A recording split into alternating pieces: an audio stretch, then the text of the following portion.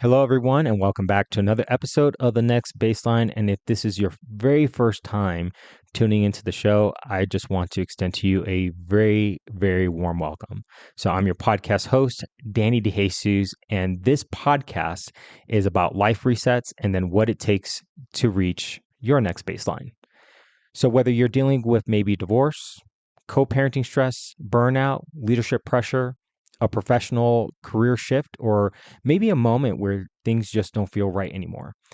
So, the question at this point is not about how do we get our old life back. It's really about what we build moving forward. What do we do about the current situation that we're in and the appropriate steps and actions we need to take to move forward in a different direction. So for today's episode along that line, I want to focus on something that I feel a lot of people tend to overlook, but it's really a centerpiece, especially when we talk about those moments where we feel stuck. Because I'm going to tell you, I'm not a believer that it's because people lack effort or some sort of motivation, but really, I think the whole core part of the core reason why we feel stuck sometimes is because we lack the language to give whatever it is that we're feeling. A lot of times, what I found, just in everyday life, when I've engaged with people that feel like they feel meh or they feel like they're not moving anywhere, what I found is many of us sometimes have a hard time explaining exactly what that feeling is. Sometimes we cannot define what is actually happening within ourselves or what's happening internally for us to feel the way that we do. The only thing that we know is we just feel something is happening. We feel a certain way, but we don't have the words exactly for that. And what I found is because of that, a lot of things, especially when it comes down to our internal world, seems to be mixed together. And what I found, or what I think, is when everything is mixed, tends to be mixed together, it becomes really hard and really difficult to make good, clean decisions for the next steps that we need to take to move forward. And so, what is this feeling of stuckness? What is this stuck feeling? And sometimes we call it, or we say we can feel off. Maybe it's something like something doesn't feel right, or just simply put, I just feel stuck. And with that, when we say those kinds of things out loud, it's really not specific enough to take action and to move forward. And here's the thing, if you cannot specifically name whatever it is that you're experiencing, you can't work with it. And so that is why, looking back in retrospect, that is why I created C2R2E.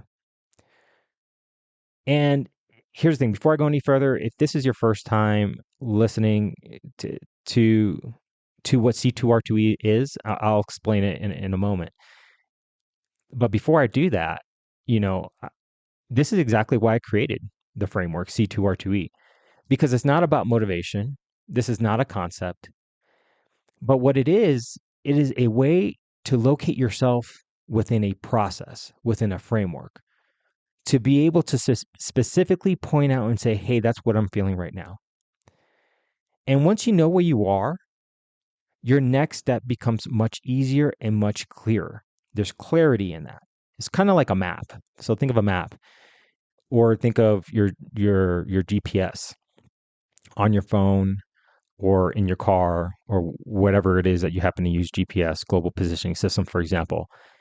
We use those things to know exactly where we are, whether it's a map or GPS, to pinpoint our exact location and to give us an estimated time in terms of, the estimated time of arrival for whatever our destination happens to be.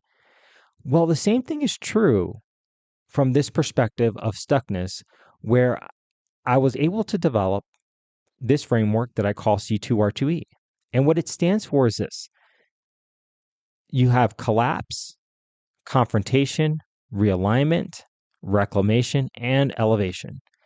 So now let me define what every single one of those words actually means. And as I'm reading this, just as I'm reading it, just follow me and reflect on your own life for just a moment and see where you can connect with this framework. So the first one, collapse. Very simply put, collapse is really when something breaks down, something stops working in your life, something is no longer the same than what it used to be. It could be catastrophic or it could be very quiet. Doesn't really matter. Collapse is collapse. How it shows up, that's a whole different story, and we can get to that on another episode.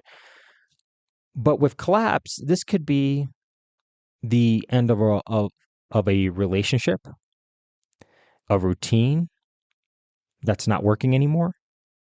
It could be your personal identity. And trust me, from my time on active duty as a military member, there comes a point where the identity shifts from being in the uniform to one day that uniform comes off. Also, a collapsible moment in your life could be your confidence and even your sense of direction. And things that used to work, as I mentioned, that no longer work. Things that felt stable no longer feel stable. And if you don't recognize that you're in collapse, you may actually keep trying to use a system in your life that no longer is responsive and is no longer applicable. And it's a pivot, essentially. It's a moment that we have to sit there and we have to ponder what is happening and where do we go from here, which I think brings us to the next step, which is confrontation. And what confrontation is, it is where you actually start facing with what is real in the present, not what you hoped would be true, and not what you wish was different. What is actually happening right now at this moment in time. And this is where you're going to get your clarity. This is how clarity begins. But it can also, just want to warn you, confrontation can be an uncomfortable phase in your life because it's going to require heavy duty, unabridged honesty. And honesty requires responsibility. And once you're able to become honest with yourself, that is when you can really start to take a very actionable step. And that phase, I call it realignment. And realignment is where you begin to take the action for making readjustments or adjustments in your life. Your thinking is going to shift at this phase. Your priorities are going to start to change. You're going to explore asking different questions, and you're no longer going to be in a position where you're solely in reactionary mode. And in fact, this is the place where you start to move with more deliberate intention. And once you're able to move with more deliberate intention, you're going to move into reclamation. And reclamation is where you start to take ownership of your life again. And this is where you stop waiting for everything around you to change and you actually start making decisions that are going to move your life forward. You're going to begin to reclaim your voice and your personal agency at this stage. And your actions begin to match your current state of awareness. And with that, the final stage here is elevation. And elevation is where you begin operating from a new standard. You're not trying to go back to what broke you, to the old version of yourself. And what you are also not trying to recreate is what used to be. That is gone. That is part of the past, and you can't live in the past. And in order to have the future that you desire, you must chart a course for the future that you're wanting. And again, you go through collapse, confrontation, realignment, reclamation. If you do those correctly, you're going to go into elevation completely as a completely changed person. And when I think of elevation, it's not a final step, by the way, but it is the beginning of operating from a new place within yourself, and it's operating off essentially a new baseline. So with that, let's get back to this idea of being stuck now that we talked through this whole C2R2E phase. Because here's the thing. Most people, I think, feel stuck because they don't know what stage of life that they're in. And I think this is where C2R2E becomes so integral or important, or at least enlightening. At least it can give you some sort of perspective because it allows you to pinpoint exactly where you are. And what tends to happen, when people tend to feel stuck, I think some people try to take actions that really don't match their situation.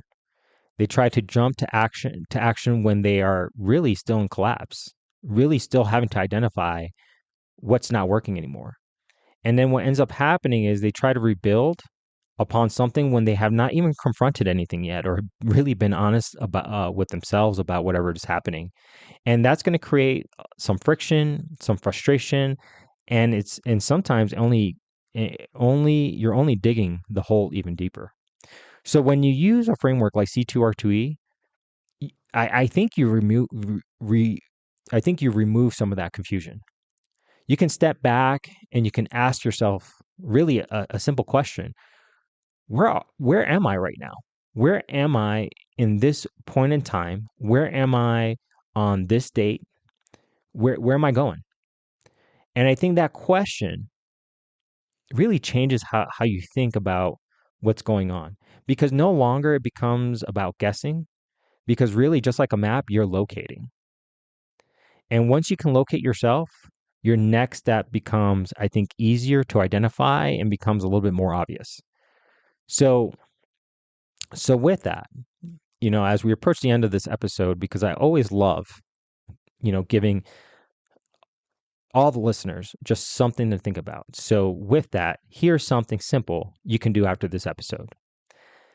I'm going to ask you, take a few minutes, get out a piece of paper, maybe take the notes app on your phone, and do this. Write down what you are actually dealing with right now and be honest about it. What has broken down or changed? What have you been avoiding? And what decisions you have been putting off? Then ask yourself, which stage, going back to C2R2E, collapse, confrontation, realignment, reclamation, elevation, which stage does this look like to you?